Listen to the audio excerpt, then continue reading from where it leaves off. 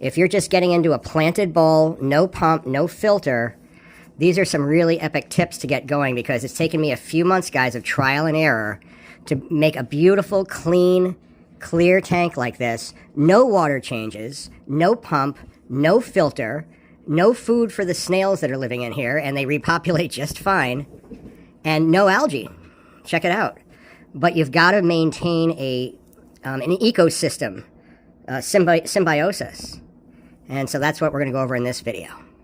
This is a 6-month update on my planted tank with anacharis plant here, as well as pearlweed down here. The pearlweed has really taken off.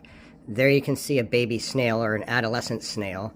I've had to cull the snails quite a bit, guys, else you'll get a nitrogen overload, because the plants can't absorb too much nitrogen from the snail waste.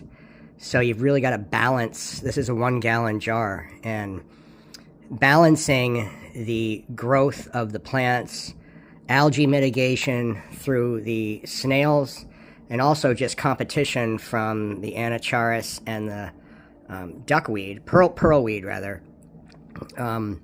You create that nice clean conditions in the tank where there's hardly any algae. Actually, there's no algae in here. But again, you've got to cull those snails, because these snails will just overbreed in the tank if they have food, access to food. And I haven't given these snails, there's a few of them in here, any food, any algae pellets for literally months. I just totally stopped feeding them any algae pellets for extra nutrition, because they were just overpopulating the tank. Excess nitrogen, my plants were beginning to die off, and the water stunk. And I basically, a few months ago, had to start from scratch with everything, because the water had a putrid smell, which I'm going to take. I always take a whiff of this.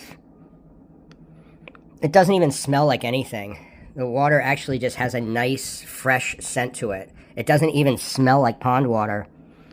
And I do not change the water in this. I haven't changed the water in this thing for months, except when I cull the snails. I'll be taking out some water. Say if I went in and picked out that snail right there, take that out, and then if I have, if I've lost that much water, I'll replenish it with an inch of water. But I mean, that's it. So also, it's winter in the north where I live. I'm rotating the bowl every few days, and you can see how that pearlweed is just exploding there on the bottom and sending its root structure into the substrate. Also, you can see this is Java Fern Windalove. It was my first plant, and it just never did well in this tank.